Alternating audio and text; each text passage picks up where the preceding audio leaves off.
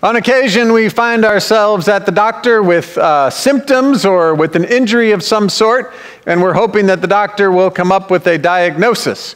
Now, if the doctor is good at communicating, hopefully along the way they will give you warning before they do anything that's going to cause pain, right? Like, hey, I'm going to put some pressure here. This might hurt a little bit. Before you get a needle stick, they may say, you're just going to feel a little bit of a poke here, and they sort of narrate their way through that. So you can expect whatever pain or whatever is coming your way and not be surprised by it. So that's one good point of communication. And hopefully, in that communicating, they get to a diagnosis. And once they find a diagnosis, then the hope is that there's an intervention. Now, sometimes the intervention is go take this antibiotic and you'll be better in a few days. Sometimes it's more serious. Maybe it's a surgery. Maybe there's options, surgery or this other thing.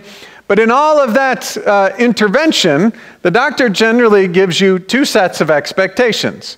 One is what the doctor is going to do, right? They explain that during this procedure, I will do this, this, and this is what you can expect to be the result of that.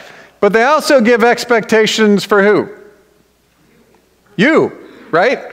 If they tell you you may have to stay off your feet for a few days, or maybe you got your shoulder fixed and you can't use that arm for a little while, they'll give you expectations of how and when you're supposed to take your medication. And all of that is so that this intervention that is meant to deal with the diagnosis has a chance to work so you can recover and get back to a place of health. That diagnosis, intervention, expectations is part of what I think is happening in this gospel story today, which comes from close to the beginning of the Sermon on the Mount.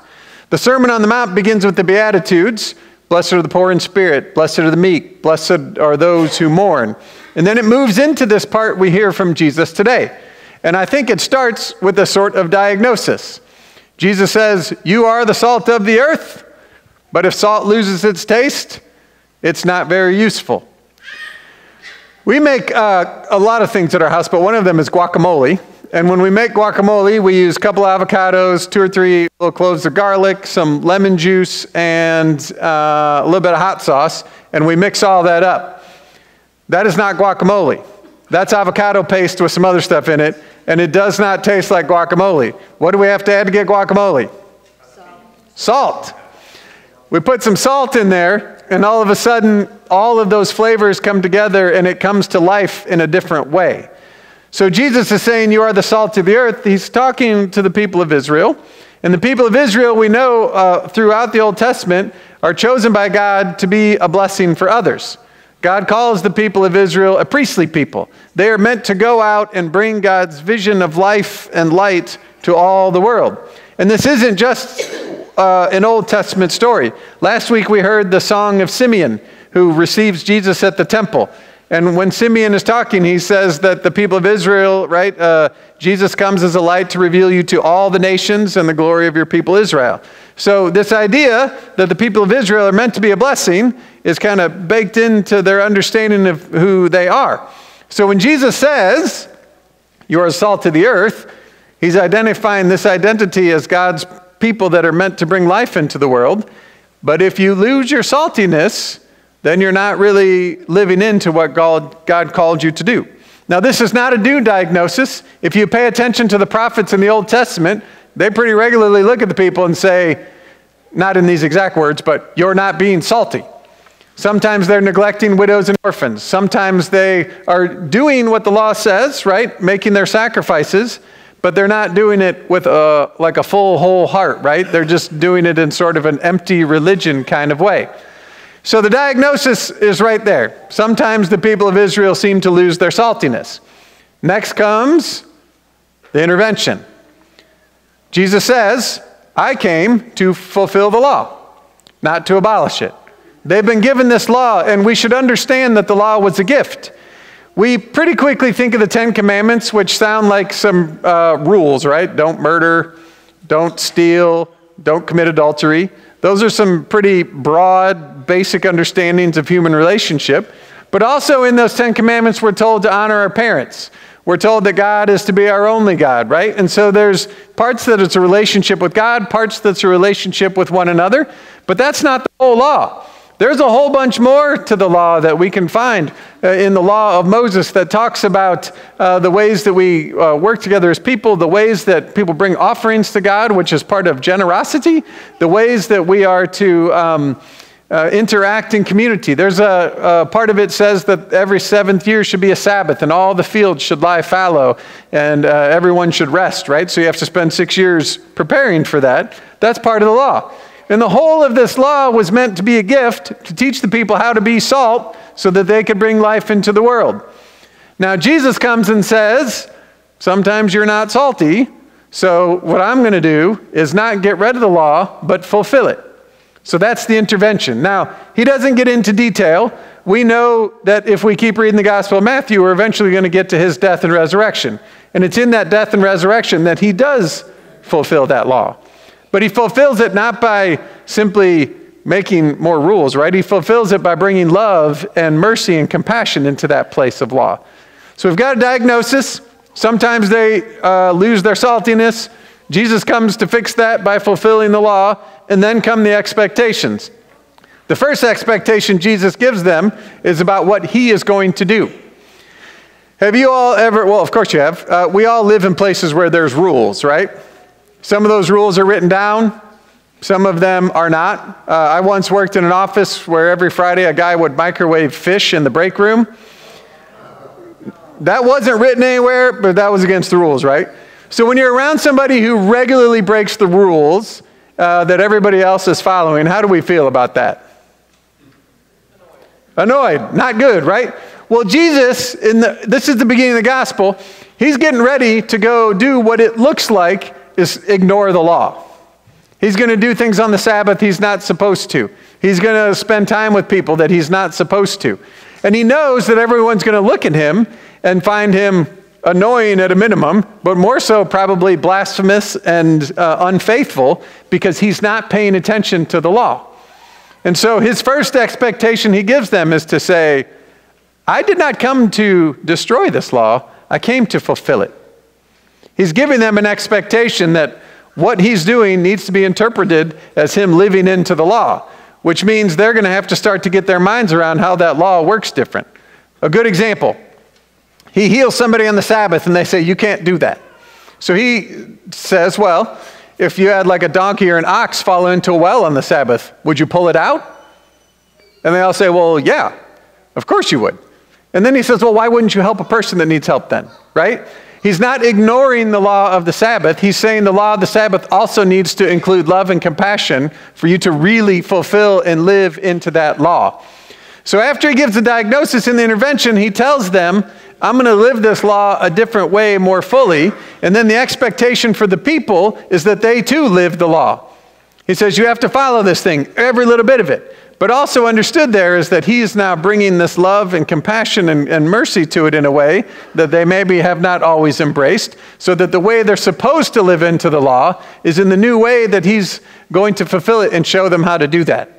So we've got a diagnosis, we've got an intervention, and then we've got these expectations both on what Jesus is going to do and what the people are expected to do. So what does all of this mean for us who come a couple of thousand years later?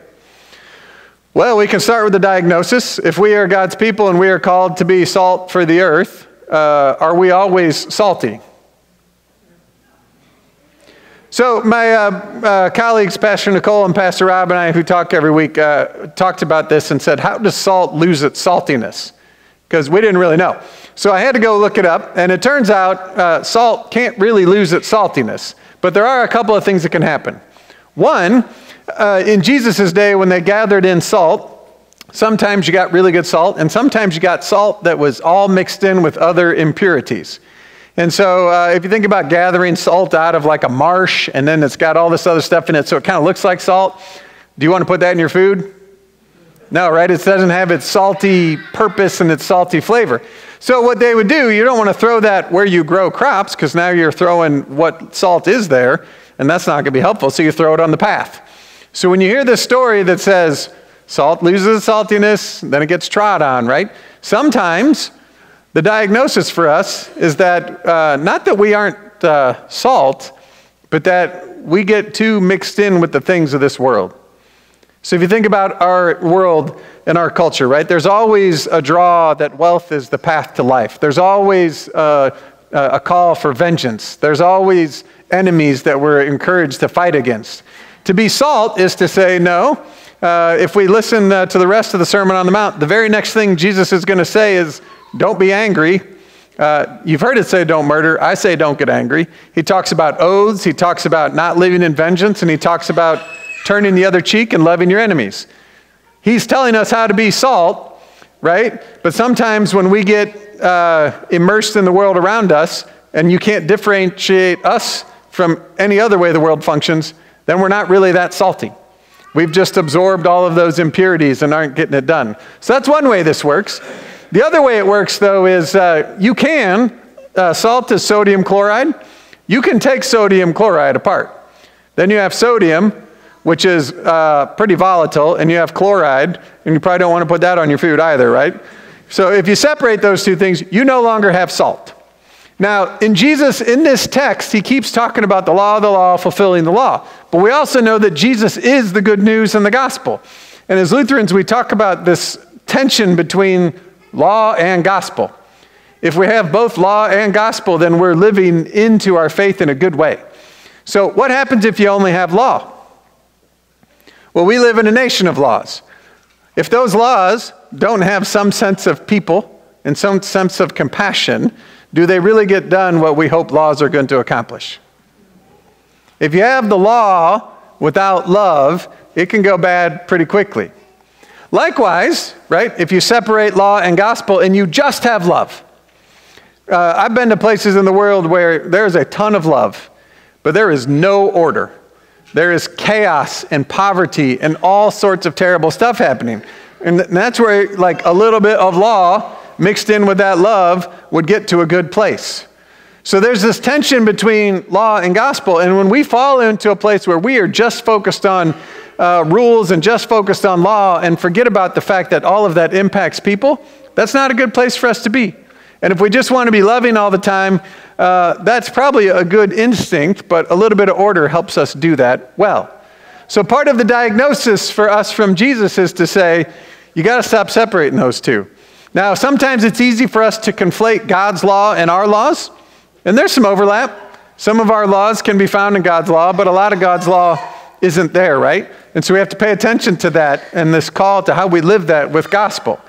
So we got a diagnosis and we got an intervention, and then Jesus gives us the expectations.